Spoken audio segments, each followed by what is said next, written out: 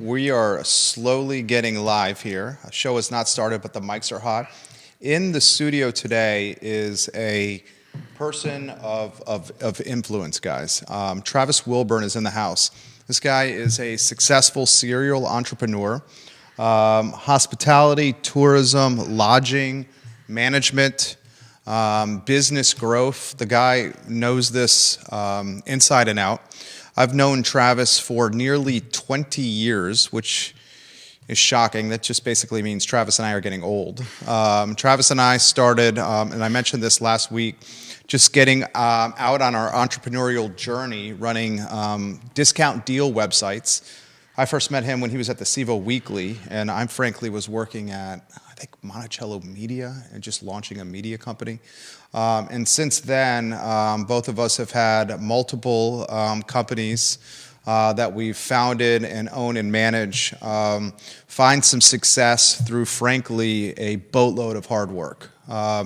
I think Travis is a fantastic guy to spotlight on the show when the program begins. Zach Littlewood, Andre Xavier, Olivia Branch, you're going to like the show. We got the TV station, radio stations watching us now, because he, behind the scenes, is a guy that very much understands what is going on under the hood with the Charlottesville economy, the good, the bad, and the ugly. And with his perch at Stay Charlottesville, the 100 collection, and now managing boutique hotels, you have a guy that's got not just a platform, but a guy that has data, a guy that's got insider experience, and a guy that's got a lot of savvy and know-how, and we're going to try to pick his brain on the program today. Viewers and listeners, you can join us in the conversation by asking Travis questions live on Travis's Facebook page. So all the folks that are watching on Travis's Facebook page, join us in the conversation and offer some perspective. Judah, things are looking good here on my end. I will confirm some of the platforms that are up and running here. Live on Twitter, which is good. Live on 15 Facebook pages, including Travis's. Let me know when we go live, if you could, on LinkedIn. And once we get LinkedIn up and running, because we got a boatload of followers over there, we can start the program. I see multiple local media outlets watching the program right now. Like and share the show. Let us know when we're live. Oh, we're live on YouTube. Excellent work, Judah. I'll highlight some of the viewers and listeners that are watching right now. Richard Fox, fantastic. Greer Achenbach, Friends of CVille watching. Greer, I think you're going to like this interview. Meeting with Greer tomorrow. I'm looking forward to that interview.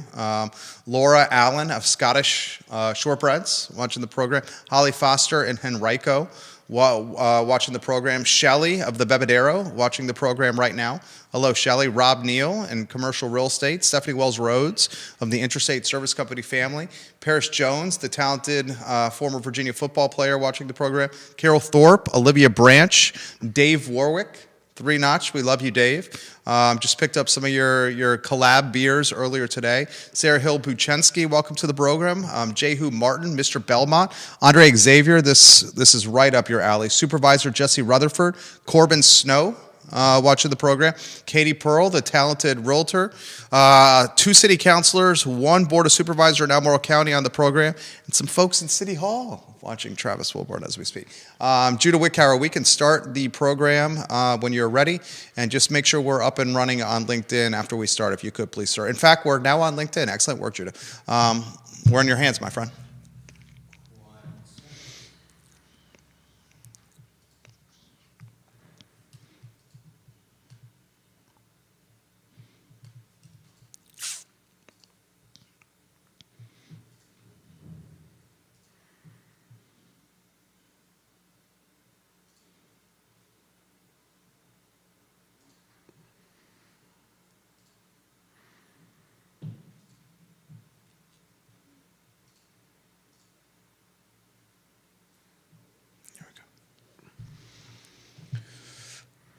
Good Tuesday afternoon, guys. I'm Jerry Miller. Thank you kindly for joining us on the I Love CVille show. Very much looking forward to today's program. Travis Wilburn, our featured guest for the next 45 minutes to hour. And today's show, I think, is going to offer you, the viewer and listener, tremendous insight on what is going on in Charlottesville, Albemarle County, and in Central Virginia from a tourism standpoint, from a hospitality standpoint, from a lodging standpoint, from a local economy standpoint, from from an entrepreneurship standpoint. We have in the studio today a man that has built multiple companies from the ground up, bootstrapped those companies from the start into, frankly speaking, behemoths right now. And behind the scenes, this gentleman, Travis Wilburn, is a significant heavy hitter in the Charlottesville, Albemarle, and Central Virginia ecosystems. It may not be front and center like some of the other guests that we have on the program, like some of the elected officials we have on the show, but please hear me out here. This guy right here behind the scenes is moving a lot of the strings, whether serving on the CVB at one time, whether having, frankly speaking, and I'm going to get the exact number from him, I don't know how many of doors that folks can rent from him from a lodging standpoint, and now managing the South Street Inn. We're going to show you renderings, some of the vision that Travis Wilburn has for a boutique hotel on South Street that I think is got significant upside, especially in a wedding epicenter where a family can rent the entire inn for a long weekend and have their entire family in a boutique setting of maybe second to none proportions in the city. Judah Wickower is behind the camera. My friend, if you can go to the studio camera and then a two-shot as we welcome Travis Wilburn to the program. I'm excited for the show. I remember when you and I first met nearly 20 years ago, which is crazy. We're fathers now, family men now. 20 years ago, we were single guys. Often on the downtown mall. We were both running discount deal sites. I think yours was called CVille Saver. Mine was called Catch My Fire. And I was like, I knew then, you were certainly a competitor at the time, but I knew then, I'm like, dude, this guy's going to crush it. This guy clearly gets it. He was at one time the closer for the CVille Weekly. True. When they try to have, when they had a big fish on the hook, and Bill Chapman and his team wanted to get the deal done, Travis Wilburn would go in there and close the deal as head of business development, and now a serial entrepreneur. My friend, thank you for joining us. And the second part is introduce yourself to the viewers and listeners watching the show. Well, thank you for all of that. That's absolutely amazing. I'd say the key word, one of those things, is behind the scenes. It's always been fun to be behind the scenes, and done a lot of shows in the vacation rental space and a lot of different stages. And I have to say, a little bit more nervous now than ever. This is you've created a huge following, and as you said, it's we've both come a long way. But I moved here in 2000. To help out some family, went to school here, and one of the little known things is proud college dropout, got suckered out of school and started a couple different things, headed up development over at CVille Weekly, and moved downtown over off of Ridge Street back in 2005. Still live in the same house to this day. Built one of the first guest houses to some degree in Charlottesville, renting it out nightly, and just one thing's kind of led to another, and Charlottesville has been one of the most beautiful cities by all means. I've lived here longer than anywhere else. Same. A lot of similarities here. How about the entrepreneurial journey? State Charlottesville, the 100 collection, bootstrapping businesses. I mean, I'll start open-ended. Where would you like to begin on this journey we call entrepreneurship? Oh, wow. I mean, I guess it starts in like 2007. I mean, there's a couple other stories, odds and ends, but I built a guest house back in the day and put it behind, my house, borrowed a bunch of money that I didn't think I'd ever be able to pay back. But I built it because I had a mother who I thought was going to end up needing it, and she ended up not needing it. And I was like, well, I got to figure out how to pay for this. And those are the old days, man. That was, there was no Airbnb. There was Vrbo existed, but nobody knew what it was. HomeAway or FlipKey. There was a local company called collegeweekends.com. And so anyways, I just started renting it out nightly with a credit card processing machine right next to my couch. I was like, this is pretty cool. I'm meeting a lot of interesting people. It was just fun. And, that's 2008, 9, 10 during the collapse. Thankfully, I had a job doing business development at CVille Weekly, but it was that little extra income that literally actually helped me get through the downturn of the economy by all means. And so that's where it all started. 2010, I was going on jogs with Bill Chapman. For those that don't know, Bill is the guy that started CVille Weekly back in the day with Hawes and one other gentleman. And We were just talking about the success of the guest house, and it was really kind of collaborative idea that I was working for him. I was like, well, we should turn this into a company. And I'm like, well, let's give it a shot. But I work for you.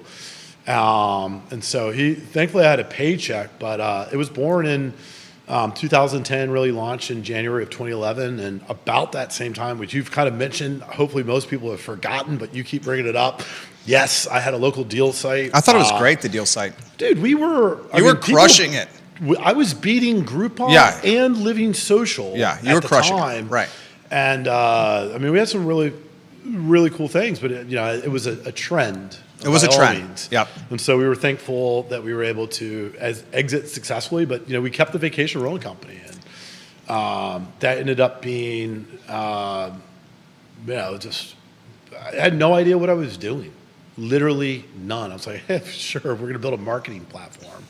And one of the things I quickly realized is building the marketing platform. As I mentioned in 2008, there might have been 5 properties on a company like Vrbo, which everybody knows what that is now, but nobody then. And by 2010, there might have been 20 properties. And by 2011, there was probably 20, maybe 30 properties on Vrbo. And you had to pay to play to get listings. Meaning that, you had like basically 4 different levels of listing. You had gold, silver, and lead, or whatever it might be. And gold was very expensive. And I was like, I've got to figure out how to be able to get in front of the consumer quicker and better. And so it was in 2012 that I met Keith Woodard for the first time. And I was like, hey, man, I got an idea for your building. Keith Woodard of Woodard Properties, right? Yeah. Yeah, because there's 2 Keith Woodards locally. This is the one. There's the one of Woodard Properties. Okay. Mm-hmm. What's funny is there's 2 Keith Woodards, and they both do business together. Exactly. And but this one's from Virginia Beach, one's local. Now Woodard Properties, run by Anthony Woodard, his son. Yep, absolutely. So Keith and I got together, and we did Old Metropolitan Hall, which was designed to do large rehearsal dinners. We knew that people were coming downtown visiting, and they wanted to experience, the lively energy of our downtown on a Friday night, and then they were going to go off to a vineyard on a Saturday to go get married. Speaking, and so we did Old Metropolitan Hall, opened it in I think February of 2013, a couple months behind schedule, which was probably the most stressful 3 months of my life. But we just started building marketing platforms essentially, and really trying to deliver businesses. And so that's kind of how the journey got started that most people know about today. This guy, in a lot of ways, and I'm not just saying this because he's sitting across from me, has the Midas touch. A lot of what he has touched has turned into business success. We're going to unpack that on the show. We're also going to highlight some of the plans he has for the South Street Inn with some visualizations, some renderings that Judah has. I'll call for those in a couple of minutes, J-Dubs. We're going to talk data, foot traffic on the downtown mall. We'll talk tourism spend for the CACVB. What is that? The Charlottesville Albemarle Convention and Visitors Bureau. Mm-hmm. That data, those numbers in comparison to some other jurisdictions. We'll compare and contrast Charlottesville as a tourism destination with some other destinations in the Commonwealth, and we'll talk frank conversations of what's driving the economy locally and what local government is doing well and maybe what local government should be doing better when it comes to our economy. First, stay Charlottesville. Open-ended, then I'll have some pointed questions. Highlight Stay Charlottesville for the community. Yeah, let's see here. So, Stay Charlottesville is I guess probably the first thing and most important thing to know is Stay Charlottesville is a vacation rental marketing platform. We get a huge amount of website traffic that comes into our platform, and what we do is we curate great properties from all around Central Virginia and put that on the platform. At the end of the day, not only to best serve the guest, but as well as the owners that we represent. And so, in the larger scale, they're generally referenced as vacation rental management groups. There's over 17,000 of those companies in the United States. There's some other companies here in Central Virginia. We've been fortunate enough that we knew a lot about driving market share. So the better way to ask that, it's like a lot of people really just say, hey, aren't you like an Airbnb company? I'm like, well, no, I have to go explain. I'm like, this Airbnb is the same thing to me as Kayak is to Delta. Delta has its own booking platform where most of the traffic comes from, and then they fill up the back seats or the middle seat with the reservations from Kayak or Expedia. We do the exact same thing. So Airbnb is a platform that we utilize, or Vrbo or some other companies, but Stay Charlottesville is actually a direct booking platform to be able to deliver really great guest experiences and opportunities to the owners that we represent. The 100 collection. Oh, wow. This is, dude, I sincerely mean this. I've been so impressed with what you've done here. Old Metropolitan Hall has had an incredibly positive impact on the mall. He was the man behind Charlottesville Insider, which was in a lot of ways an elevated tourist center, tourist check-in point. I want to talk about that here.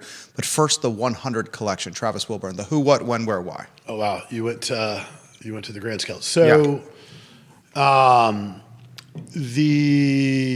There's a lot of confusion when I ask a consumer if they were going to go look for an awesome local experience in Jackson Hole, Wyoming for a vacation rental. I asked them how they would find it. Most of them would say Airbnb. And then I was like, well, what is the guarantee that that's going to be a good experience? And they're like, well, I read the reviews and I cross my fingers and I hope. And I'm like, well, that stinks. And that's been eroding a lot of trust in the vacation rental space. Huge amount of trust, especially over the last 4 years. Been a lot of frustration. And then if I ask that same consumer, I'm like, have you ever eaten at a Michelin star restaurant? They say yes. And then I ask them, great, what's the name of it? And they can't remember. And so what we're doing is we're going across the country and we're looking for the people that best represent the communities that they live in. They have to be very involved. They have to be, I just think of this, I just posted about it on LinkedIn. One of our partners in Red Rocks just raised over $111,000 for some great causes, for some kids, but very community focused. They represent community well. They have their finger on the pulse, and then we look at the properties that they represent, the portfolio, the properties that are delivering 100%, and then we put them into a curated guide within our platform. And so I think we're in a little over 75 destinations right now. Wow. Across North America. We're in the Caribbean, Bahamas, Canada, Mexico, and we've been really well received. It's kind of like this David and Goliath story. We're up against billion-dollar companies within that space. A lot of people don't remember this, but in 2010 and 11, hotels and airlines were losing their market share to OTAs, online travel agencies. Kayak was filling up 50% of the plane, essentially for Delta, and Delta was freaking out, or the hotels were freaking out.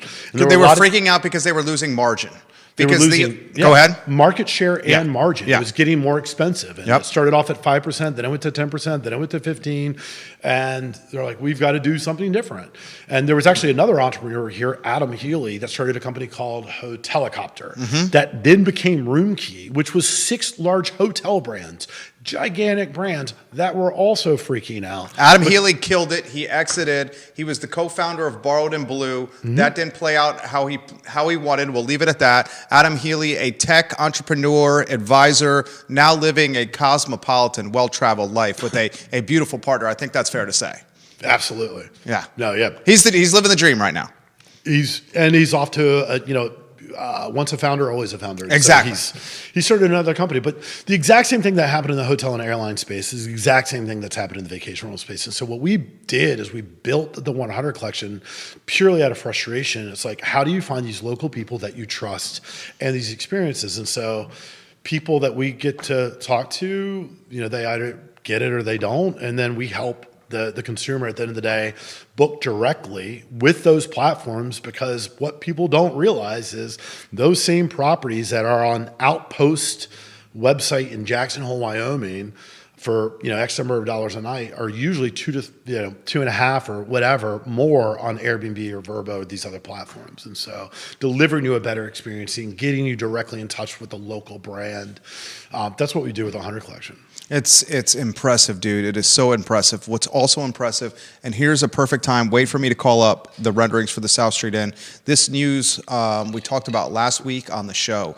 You're looking at Travis Wilburn, the new manager of the South Street Inn next to South Street Brewery. He's got big plans for this boutique hotel that has, I think, massive upside. Why don't you give us the who, what, when, where, why on South Street Inn? And when you're ready, you just have to say, Judah, put these renderings on screen, and then the viewers and listeners can be looking at what you are describing on screen. Sure. Well, yeah, Judah, go ahead and put the renderings up. But I think one of the things that just explain of what's going on a national scale is that a lot of these larger or beautiful properties, these historic properties, have been mom and pop operated for a long time. They've had a lot of difficulty during COVID. They haven't been able to update. Generally in the hotel space, company just like Boar's Head updated a couple of years ago. You have to update every 7 years to stay fresh. And that's complicated. It's expensive. And we see properties all the time that actually need that. And so while we do not own it, we're just a management company. The folks that did get that, they saw that opportunity, and now modernizing that property to best serve the consumer of Charlottesville. So it will. I think the really cool part about it is that a guest will be able to book it for their family reunion, for their wedding party, for corporate events, which we need a significant amount more of within downtown Charlottesville, which we can go to and get to later. But it'll be the only property of that size and scale that you'll be able to get as one individual and have an entire private event, have a dinner, have a pool lounge this close to the downtown mall, which I think is great. We've got a lot of properties just like that, but not to that size and scale. And so we're aiming to open that in May of this coming year. And so still waiting on a couple of permits, but do we want to highlight that at all? Well, the permitting definitely process? Want a permit from the, if anybody's listening from the zoning department, we listen. take that building permit for the pool. Yeah. But we got a cool pool that that our partners are adding that I think will add significant value. A little bit of, touch up in the paint and modernization will go a long way. And so very exciting project. We're very excited to have been chosen to be able to manage it. And we hope that we can just deliver phenomenal experiences there. And so we'll do it. We're working on the model, but I still think, during the week, there'll be some opportunities to rent it and get it by the room. But largely over the weekends, we foresee that a lot of wedding parties and family reunions and larger groups should be hopefully getting an experience. Viewers and listeners, if you have questions, put them in the feed. I'll relay them live on air. Number one in the family, Deep Throat's got a good question for you on Airbnb, which we will get to in a matter of moments. I'm curious of a lot of stuff here. You're the perfect guy to ask this question for. In the last 6 months, we've had significant movement in the hotel and lodging space. We saw the Quirk Hotel trade hands. Mm-hmm. in a significant deal. We saw the Graduate on the UVA corner transition management. Mm-hmm. We saw Jeff Levine, the Big Apple developer, with plans to build a hotel literally in the shadows of the Omni on the downtown mall. The Omni completely remodeled itself. Looks fantastic in there. Mm-hmm. You are a player in this space here with what? Not just the South Street Inn, but what is it? 400 West High Street? Yeah, 400 West High. We also had other partners that ended up renovating that and improving it or updating it. And then we just had a new property, 707 East Jefferson Street, which used to be a business office that they were unable to rent. They were converting that back into lodging, and so that just came online as well. I mean, he is a perfect guy to get this question here. Some folks think we're over-hoteled in this market. A lot of folks say the complete opposite. What is the actual answer? It's such a difficult, there's no one-size-fit-all by any means answer here. But I think the most important thing to understand that is very significant right now is that the tourist spends 4x what the local resident does. And so if we just look at the downtown mall as an example, and we, pre-COVID, if you wanted to go eat on the downtown mall and have lunch, you better be there at 11:55 or you were not getting a seat. Now you can walk to a restaurant at 12 o'clock, 12:15, 12:30. You can have whatever seat you want to. That's great if you want to grab lunch, but that's not great for the person that operates that. However, on the weekend, directly on Friday about 12 o'clock, those things start coming alive again. And they're being supported largely by tourism dollars. And so what I would argue is we need a great combination of both. We need density. We need more lodging for residents of Charlottesville. By all means, we are way, way, way behind where we need to be. And I just simply, if you think about the last residential project that was built in Charlottesville of high density that you could buy locally within a couple blocks, the last one I can remember is the Gleason building. And that was done in 2012 or 13. That's where ACAC is located downtown, guys. Yeah. And that's a problem, huge problem. And the lodging from a hotel, we need those people. I mean, the cool thing about a tourist dollar is our government has three different ways to make money. It has inflation, taxation, and economic output. And the second largest driver to our economy right now is tourism. The number one is defense spending. And I don't know anybody in local government really has a huge impact on it. 1.3 billion defense spending, a data that was backed by a study commissioned by the Chamber of Commerce, Albemarle County government, and Charlottesville City government found the defense sector had a $1.3 billion impact on our economy. Second, just under $1 billion was tourism. Probably in the third slot is real estate. Frankly, if we quantified the impact of the University of Virginia from an economy standpoint, it would be clear-cut number one, but we don't have those data points yet. Keep going, Travis. Well, so, I mean, it's just the cool thing about the tourists is that's how we get our teachers paid better. That's how we get our firefighters, our police. That's how we improve our schools. Those people come in, you don't have to build anything for them. They leave. And they help support our local residents in ways that we often don't see and we don't recognize. And so that's where it's like, hey, historically the downtown mall has been one of the top 4 most visited spots in Charlottesville. University of Virginia, by all means, is number 1. Monticello, Vineyards, breweries, downtown mall. And so we got to make sure that, these areas are getting the right people and the right mix of people, I would argue. How do you quantify the health of the downtown mall today? It's in the worst shape we've ever seen. I've been here in 24 years. He's been here 25 years in August for me. He's approaching quarter century here, if not a quarter century already. I've never seen the downtown mall in worse shape than it is right now. Well, I think I think there's a lot of different issues and from a lot of different lenses, but at the end of the day, what I've done is I've walked down and gone to every single business for the most part, shook the owner's hand, asked them how they're doing, and they're struggling. There's 3 businesses that no one's covered yet that are looking at moving. There's a law downtown office. Active right now? Yeah. Okay. And they're quietly begging for help. They've been doing that. And so, it's you have people, some of those same businesses that were here in the 90s that helped bring back the downtown mall, and they're struggling. You're seeing, I think it's very public. There's a coffee shop, Cafe Grit. They're moving 1 block away to get off of the mall due to safety. And some people might say, oh, that's a problem. Well, guess what? I go and get my coffee every single morning. He's got a grit cup from Cafe Grit. And I sat at the counter. They're moving to the old clock building, the old Waterbird Spirits location, Hunter Craig's spot on Water Street, away from York Place to Water Street. Yeah. And they're doing it purely to take care of their baristas. And that's, that might sound extreme or what have you, but here's a fact.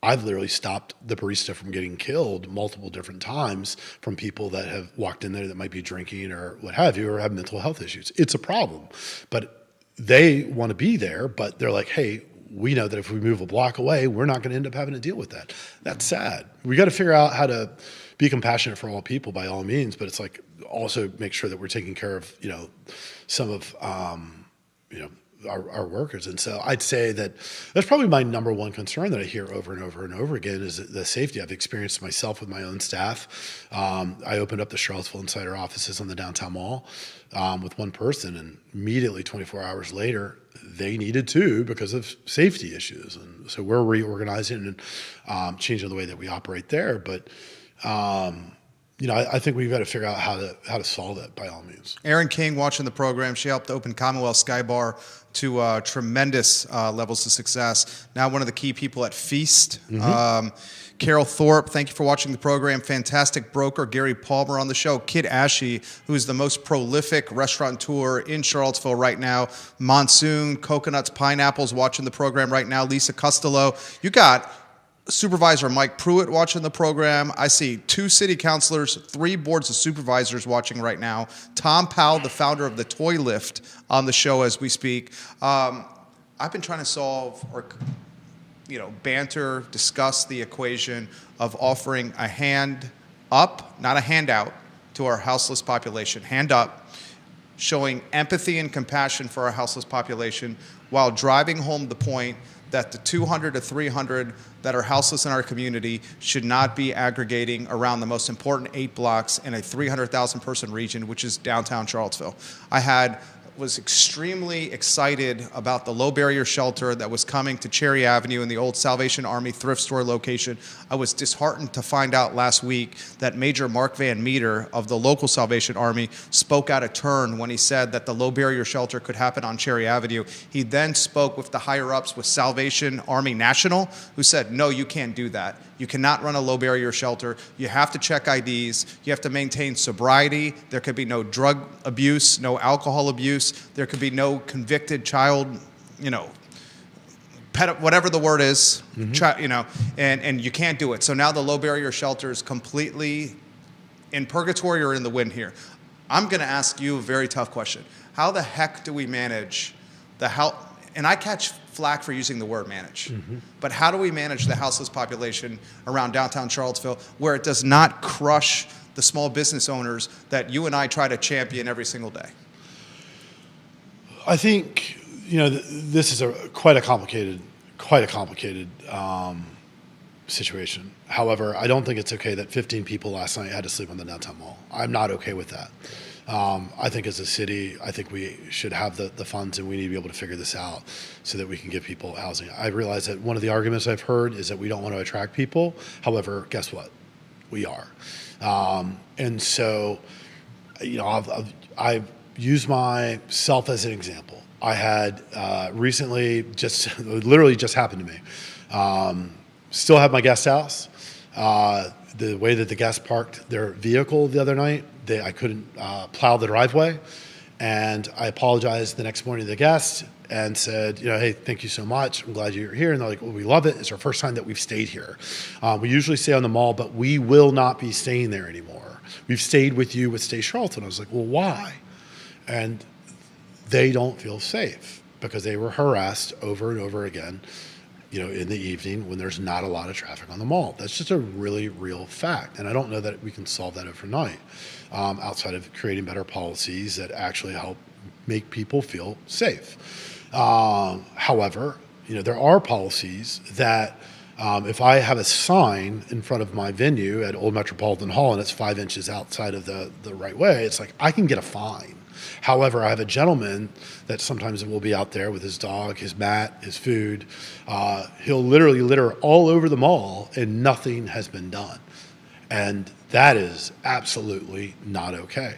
Now, does he have a right to be there? Absolutely. Does he have a right to litter and trash the downtown mall, destroy the plants that other people have to go take care of? I'm absolutely 100% not aligned with that. I think that we need to figure out how to better be able to police that and move people along if that is what they're doing. And we know exactly who some of those people are. 100%. And so I think, we've seen by all means, we've seen some real improvements. And I'll just say real quick, huge fan of our police chief. Love Chief Kachis. Yeah. He watches the show. Love it. I mean, the guy's a great guy. He practices what he preaches, and most importantly, his staff absolutely loves him. And that's one of the things I always look for in any of our leadership is I don't really care who the leader is. I care what your people think about you. And I go and see these officers on a regular basis, and I ask them exactly what they think. And when they have respect, I know that those are people that can actually help make good changes. Local government's role here. Two spots up for grabs on city council. Brian Pinkston and Juan Diego Wade, the mayor and vice mayor, are seeking re-election. City council and local government, Sam Sanders, over a year now on the job as city manager. Their role with what's happening in downtown Charlottesville, two-pronged question, their role with the local economy and driving it forward and helping potentially jumpstart it, and what are, frankly speaking, some sectors of business locally that are struggling right now. Well, I'd say what I want to see and what I want to understand is, what is our plan? What is the plan? What is the plan to help bring people back, to improve the local economy? And is this a 5-month plan, a 7-month plan, 2-year plan? What is the plan? And I am very not aware of it. I am a big fan of Brian. I'm a big fan of Juan. I think they're great people. I think they've done a really good job of bringing the city council to an ability to function, and they are doing a great job listening. We do need to know what we're going to be doing. I'm also a big fan of Sam. I think he's a great guy. But I think one of the things that people don't realize is our city government is no different than the way a corporation's set up. You have a CEO and you have a board. And the board is generally the largest shareholders, and they dictate the policy of the CEO. And so the CEO is not able to do much unless the board is in alignment. And so that's exactly the way our government operates. And so, you know, I would love to know what the plan is so that Sam is able to take action. I see him moving around. I see him putting his finger on the pulse, and he's surrounded himself by some really, really great people that I have a huge amount of respect for. And so I like seeing what's happening. We're going to need to be able to expedite some things a lot faster, because I do believe this coming year might be a little bit worse than last year. I think dude, I'm in 1,000% agreement with everything I've heard from this guy here. He's got his pulse with what's going on. I also am concerned with this year versus last year as well. We can unpack why. Before we do, were you able to get any of those data points on tourism spending by chance on that deck? Though you were able to get those 2 pages. Oh, fantastic. So he's got, is it Travis, pages 17 and 18 from that? Sure. No, well. Why don't can we queue up page 17, and maybe Travis, you could have that in front of you, and then as kind of like a play-by-play, if this was a football game, you could kind of run play-by-play and what we're looking at page 17 here with the who, what, when, where, why. Do you have 17 on screen? All right, look at the screen, viewers and listeners. Travis, you take over the show here on page 17. Oh, goodness. Well, so I think one of the things just to set up is one of the other things that we've pulled. We have we've done a lot of research, pulled a lot of data, a lot of facts. And I think it's really important to understand that in 2017, we had 3.5 million visitors on the downtown mall via their cell phone. We geofenced the downtown mall from Market Street to Water Street, 3.5 million. And in 2023, we had about 2.4 million. And in 2024, it looks like we had roughly about 2.4 million. So the data that was presented by Greer, who's going to be in here tomorrow, of Friends of CVille, was data provided by Travis behind the scenes. This is what I mean, behind the scenes to Friends of CVille, the downtown mall lobbying group, that was then presented to Charlottesville City Council, that was then turned into news on multiple platforms in Central Virginia. This is what I'm talking about behind the scenes. Keep going here. Well, the intent of that is to show that there are some real struggles. And there is a real issue. And in fairness, we have lost roughly about 2,500 people from the corporate world Monday through Friday on the downtown mall, give or take. Now, a lot of these people... Because of hybrid remote work. Correct. Yeah. And that has drastically also impacted our downtown. So it is very important to know that there is that factor. But that still means that there are a lot of businesses that are struggling, and we need to figure out a way to be able to bring people back. And right now, the number one piece of feedback is what happened to the downtown mall. If you go look, you can go look on TripAdvisor, downtown mall, and you can read the reviews yourself. That has a lasting impact, and it's no different than going to a restaurant and understanding if you are served a bad plate of food, you tell 10 people. If you are served a great plate of food, historically, you tell one. Right now, our greatest piece of feedback is what happened to downtown. I will not be back there. And that is an issue, not just for our downtown mall, but that's for our wedding community that is also helping support a lot of our local businesses. And so if those people that are getting married aren't bringing 250 of their closest friends for their big day, we have an impact. And we were able to present that with some other parties as well that own vineyards and show how all of this is actually intermingled. Knowing that our second largest driver to our economy is tourism,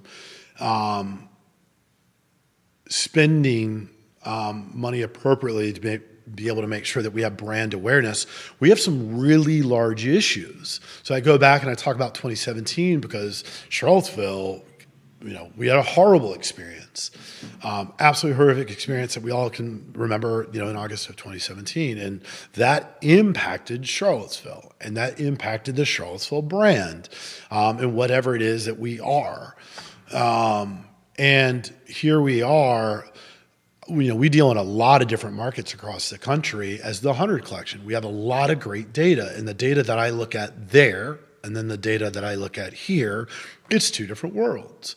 What's happening here? And it's specific to certain regions.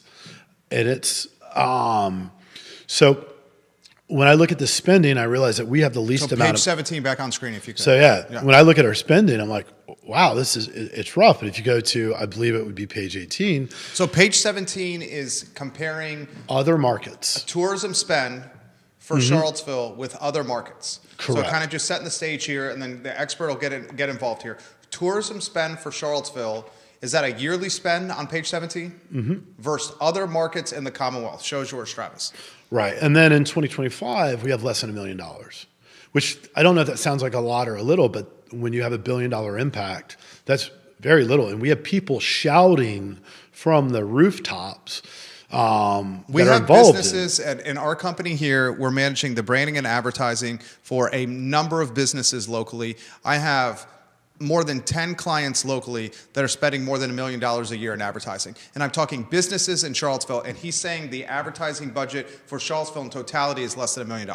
That's what you're saying.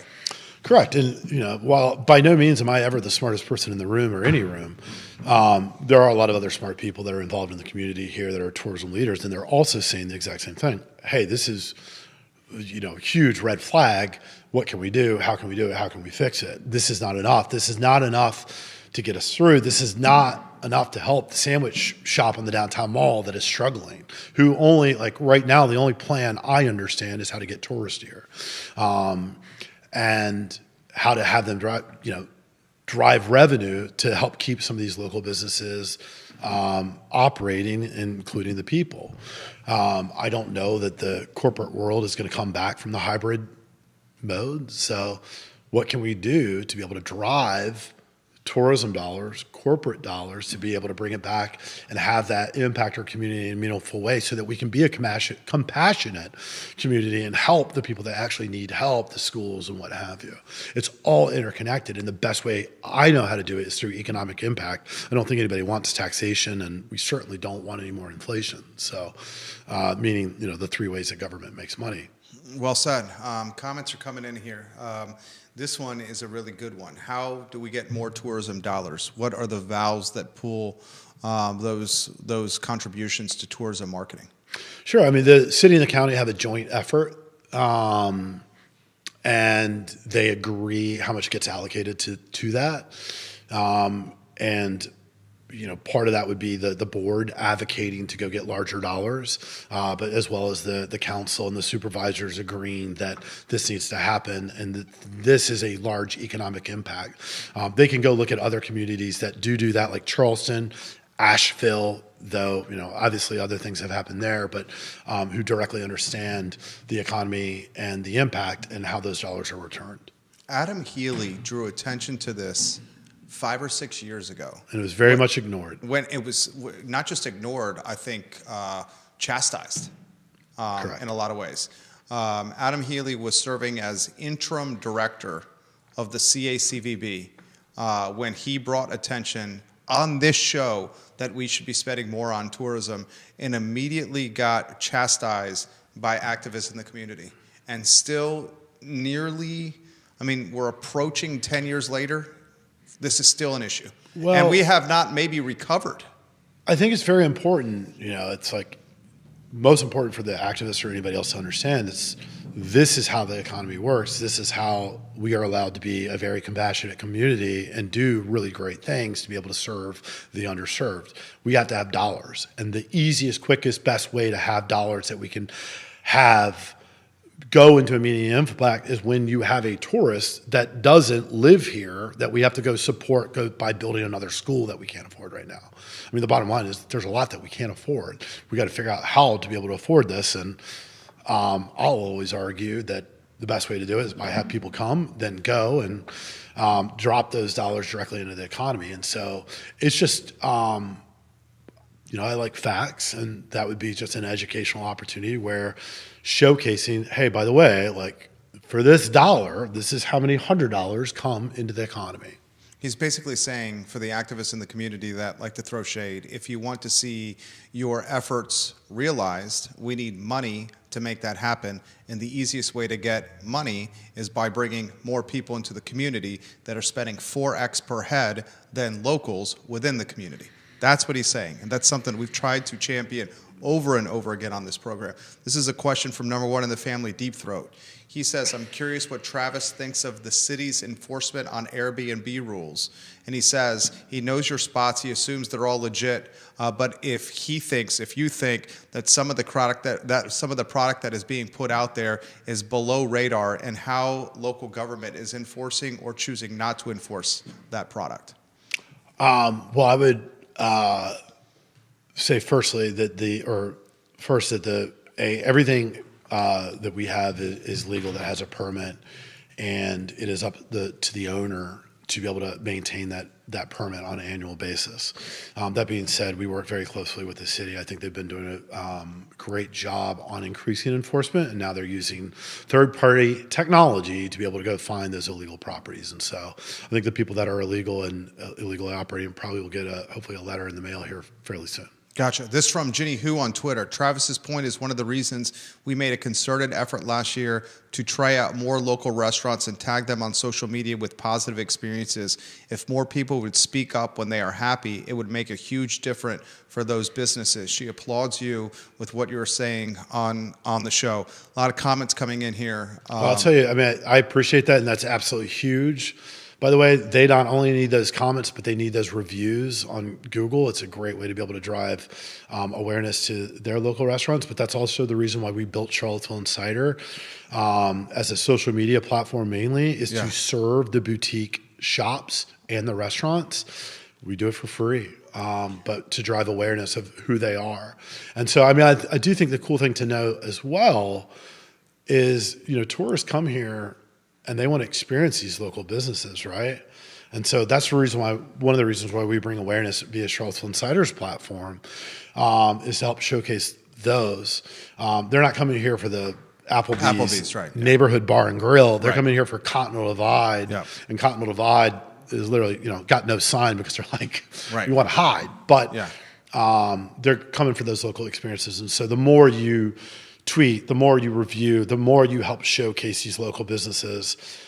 I mean, it takes a village, but I will tell you, they very much need it. Walk us through the Charlottesville Insider. I thought it was a brilliant idea. I mean, initially when we were going to build I Love CVille out, when we bought this space, I initially wanted it to be a tourism check-in point. And then the challenge we figured out right away is for this to be a tourism check-in point, we needed to staff it Wednesday, Thursday, Friday, and Saturday till like 10 o'clock at night. And then finding labor that wanted to sit in here till 10 o'clock and 11 o'clock at night, answering questions from tourists was extremely challenging, and it was an intensive model, and then we pivoted. I thought what you built with Charlottesville Insider on the downtown mall, viewers and listeners, this was on the same side of the mall as Hamilton's, as the same side as Old Met, was effing brilliant, dude. I love the sexy nature of the layout with the big screen TVs. I love the feng shui. I love the branding. I just tip of the cap to what you built there. What did you find? My curiosity, as someone that's dabbled in this space, pros and cons of building that model out, trials and tribulations. Well, I mean, I think the most important thing to understand is while there are definitely some successes, there's plenty of failures. And I said this at the time, and I don't mind sharing this. That is the dumbest financial thing I've ever done in the history of operating, but I did it purely due to frustration. Well, you did it for the betterment of the community. Well, it's an online, there's charlottesvilleinsider.com, which Yep. has a huge amount of online traffic, is a marketing platform. There are ways to support it, and by all means, that allows us to be able to help support content to be able to drive it to local businesses. The bricks and mortar part of it, the Visitors Bureau had to pull off the downtown mall. I understand why.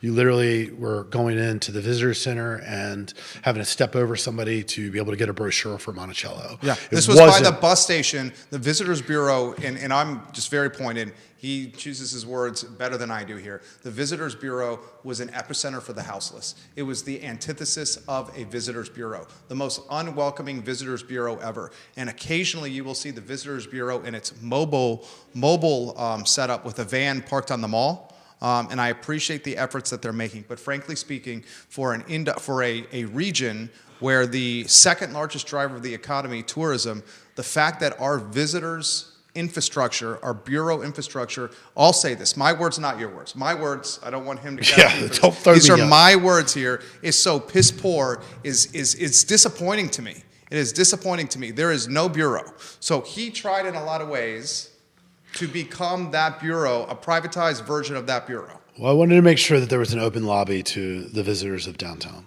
And I don't fault the Visitors Bureau for pulling off of the downtown mall because policy dictated how they had to operate, and that was a bad experience for the guests. I don't know how else they would have gotten around it because we were dealing with something else.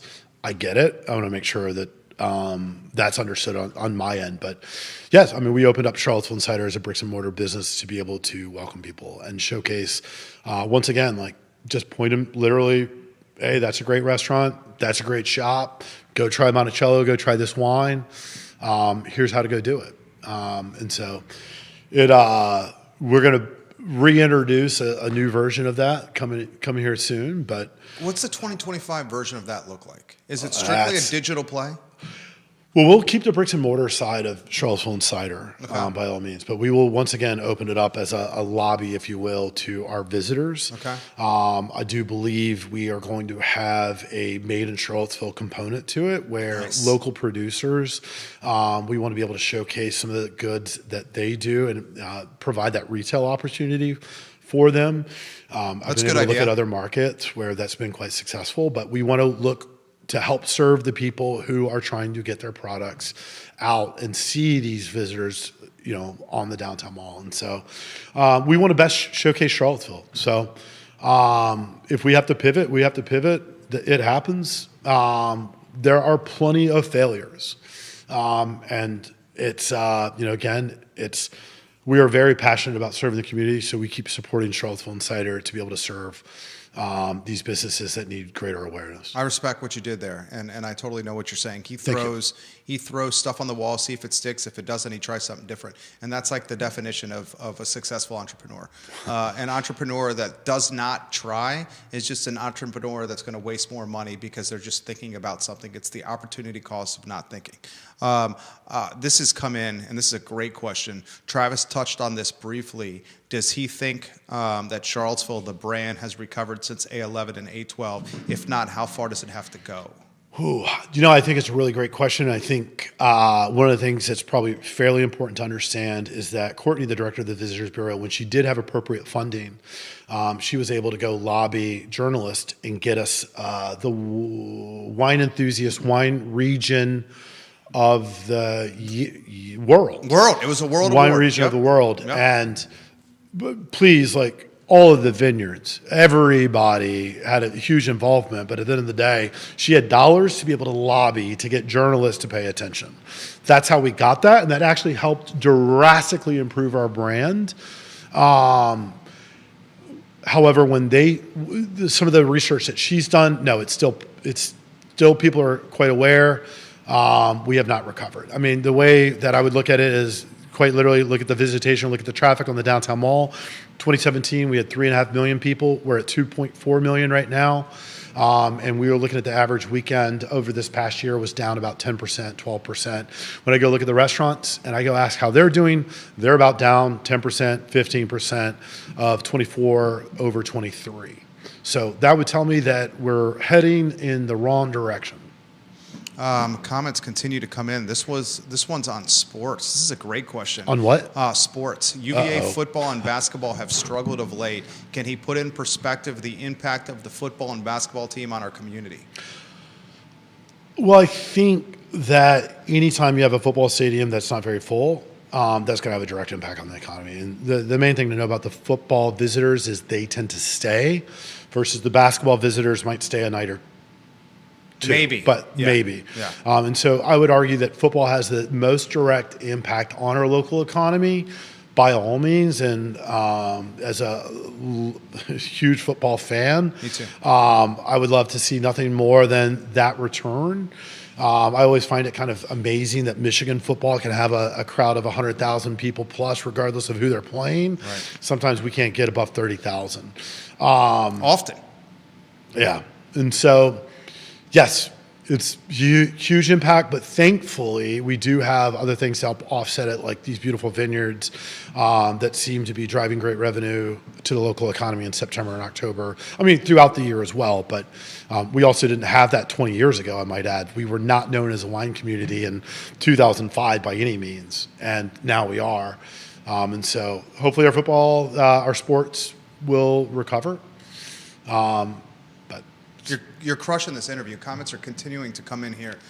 This one's a very good one on density. Earlier in the interview, your guest talked about more density in Charlottesville. Where does that density actually get placed, and what are his thoughts on some of the apartment towers that are being talked about on the downtown mall? I would argue that we need more density close to the downtown mall within walkable distance. Even Jeff Levine's plan for Violet Crown, that massive tower, you're pro that tower? You know, I haven't had a chance to look at the tower. Okay. I just know that I'm taking a wild guess. The business model may or may not work that's currently there, and it's probably going to end up having to change. Yeah. Jeff's a smart guy. He did a project called 600. I think it's called 600 West Main or what have you. Blue Moon Diner by University Tire. As far as I'm aware, that is fully booked, and it's been successful. I know he has been a huge proponent of affordable housing as well as making sure that zoning code works. I don't know all the ins and outs of it, but I know that density is a way to get people back downtown, help, one of the things I think is really, funny and that, when people do complain about kind of the condition of the downtown mall, like when you have a festival like Tom Tom, I didn't hear a single complaint about people on the downtown mall. And that's because, everybody just blends in. There's a lot of people and other people go away. But when there's nobody downtown, things stand out a little bit differently. And so if we can get more people within this area, I am for it as long as it's the appropriate building of scale. And that's, that's for council to answer for, the people to respond to. Guadalajara, El Mariachi watching the program. Kerry Rock, we love when you watch the show. Multiple media outlets watching Travis Wilburn right here on the program. Convention center. I've heard for 25 years the need for midweek traffic, and we have no problem filling up the hotel rooms on the weekend, even at rates that are shockingly Manhattan equivalent, $500, $600 a night, easy peasy, Sunday breezy. However, Monday, Tuesday, Wednesday, a lot of these rooms are sitting vacant. How do we change that? What's the role of convention? What's the role of what they're doing over there off Ivy Road with the Kipton, the Forum, and everything else that's coming online with driving midweek business? Really great question. I think the most important part to understand is that a convention center also could be directly related to an airport. The airport is not recovered fully from pre-COVID, unlike other airports in other markets. Why do you think that is? I think a lot of reasons. I don't know what I can share, what I can't share, but I think there's a lot of different reasons. I think a lot of the, airlines haven't been able to reach capacity. However, there's a new director of the airport. He's absolutely phenomenal. He started off at the bottom as a security guard, and he's at the top. And the guy is living, breathing, eating the airport. He is incredible passionate about it, and he wants to improve the experience for everyone. And that would also mean that we get flights back in and out, which is directly related to how we actually solve the Sunday through Thursday issue.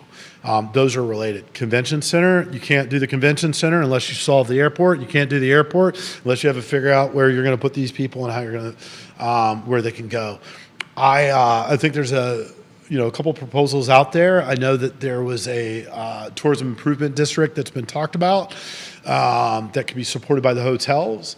A tourism improvement district? This is different than the business improvement district for downtown Charlottesville? I hadn't heard about this, so this is fresh for me here. Well, maybe I'm not supposed to be saying anything. Tourism improvement district, what is that? That is a tax that the hotels agree to lobby to be able to help support a convention center. But a convention center could be agnostic to any hotel. It could be help us get larger events. It could help us get larger groups. That's a brilliant idea. So basically the hotels would privately fund a convention center, awareness for the convention center, market share for the convention center, realizing a convention center. That's what you're saying. That's a genius idea. It could be incredible. Is that realistic? It's very realistic if we... because that tax gets passed on to tourists. That does not impact locals. Drives Sunday through Thursday foot traffic, which is just incremental revenue, more influx of dollars for our community. That's a great idea. I mean, everything's realistic when you figure out what your due to say ratio is. We have a problem here with talking a lot and not ever doing anything. But 100%. There's a lot of research that supports that. There's a lot of people that are, again, way smarter than I. I've been able to look at that. I'm a huge fan of it. There's a couple different areas that it could go in. But by all means, would it benefit the community? Absolutely. And would of it put course more the money hotels into would be in favor of that because that would be passed on to their customer. And Totally. their customer is a tourist. Correct. That is a genius idea. Well, and that tourist is directly related to meals tax, lodging tax, which goes directly back into the coffers, which goes directly back into our community. Which helps alleviate real estate taxes on us locals that are already feeling a pinch of taxes on rooftops and personal property. 100%. That is a genius idea. We are 65 minutes in. I just looked at the clock for the first time. Dude has crushed it. Travis Wilburn, guys. Show us yours. Stuff that we need to be considering, stuff that we've missed, other tidbits from your notebook that should be out there, just an open mic, anything you want to communicate on where elected officials are listening to you right here. Yeah, I mean, I think the main thing is that we need action. We need it now, and we needed it last year, and we need it now more than ever. As you said from the very get-go of the show, I like to operate behind the scenes. This is by no means in my best interest. I'm not very showy by any means. I don't want to be the face of anything. However, we need change. We need it now, and we have got to create an action plan, and we need to hold people accountable, and we need to make people deliver those results. And so there are a lot of really great people that are struggling, that have been a part of our community for a long time, and I'd love to be able to help them get the help that they need. Olivia Branch loves the interview. She says, don't forget about the economic impact of weddings in our area. Huge impact. Significant. Elliot Harding, the talented Esquire, put a convention center on Biscuit Run, enough land to go around, in my opinion, for a suggestion of where that could go. Elliot Harding, I always love running into you. We do need to get together for that beer at Selvage, my friend. We should do this more. Well, dude, there's a little known secret that I don't mind dropping. Okay. But there was a plan for a fairly decent sized convention center in West 2nd. At that time, I know there was mixed reviews. West 2nd? Whereabouts? West 2nd. That was a parking lot project over there next to South Street and Water Street. The Woodard Keith project. Woodard. Yep. Where he walked away from $1.2 million of underground infrastructure because he got frustrated with dealing with City Hall and the Nikaya Walker regime at the time. He said, enough already. I'll just lose $1 million+ here with this project. I'm not going to do it anymore. And now we have the beloved farmers market that is hosted on an asphalt black parking lot in the dog days of summer instead of having a fantastic home for it that Keith was going to build. Well, those are all your words, not mine. Yeah. But just to be clear, realistic. I would argue that there are some really great areas of downtown where if a convention center was very close to the mall, there's a lot of people that would be able to benefit from that. Convention center in that spot would have effing crushed it. Would have crushed it. Just an idea. Yeah, that is fantastic spot. Any thoughts on Dewberry? The call for bids, the call for offers was January 9th. Interestingly, that was 5 days ago, and nothing we have heard on a call for offers for the Dewberry Hotel, with the folks marketing and trying to sell the Dewberry, the same team behind the sale of the Quirk and the same team behind the sale of Keswick Hall. Anything you want to offer on Dewberry? I hope it gets done. There are some challenges. And so I think one of the facts that people don't understand is to build a hotel, unless you're going to put all the money up front, you are going to finance it. And if you finance it, you have to have parking and you have to showcase that you have parking. That is a fact. That is actually what prohibited this from getting done. Bottom of the ninth inning, Michael Payne kiboshed the deal, and his first effort for city council, Payne the activist, pretty much said we're not going to give real estate breaks and cheap parking to a wealthy white out-of-market developer. Literally in the bottom of the ninth inning, a Mike Signer negotiated deal. Dewberry gets so pissed off, he says, fine, I'm out. I'm going to leave it as a skeleton. I'll give you $60-some thousand a year in real estate taxes, but I'm going to leave it here as a skeleton as it is right now. That's what happened. Yeah. And so what people also don't realize, everybody has a different idea of what it can be, but at the end of the day, the ceilings are so low that the only utility for it right now is hotel.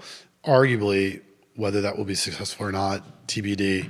Really hard to have a high-end hotel or any hotel with 8-foot ceilings as of now that would get a drop ceiling, so it's even lower. But I hope the project gets done. I hope that we can work as a city to be able to figure out how to navigate it. It's been, since 2008. So I sure do hope that we'll be able to close it up and see something happen there. But it's going to take action from our local government and some help with parking if it's going to go down that route. Dude, I knew this interview was going to be good. I didn't know it was going to be this great. I mean, you effing crushed this. Travis Wilburn, guys, just hit a grand slam on this interview. I sincerely mean this. I will try to pester you and reach out to you again about coming on the program. This was A+++, Travis Wilburn. Thank you. Thanks for having me. Yeah, I sincerely mean this. Thank you for coming on the program. Judah, thank you for scrambling at the last minute with the renderings on screen and the data's on screen. I appreciate you. Nate Kibler's show is up at 2:30. We actually ran 70 minutes here, so this guy's kind of slightly giving me the evil eye here over here as he gets ready for a third show today. This is what it's all about. We just want to be the water cooler of conversation for Charlottesville and have real conversations about real stuff in our community, and I think Travis brought it today. We're back in the saddle tomorrow at 12:30 with the I Love CVille show. So long, everybody. Dude, you killed it. He's going to tell us when the mic's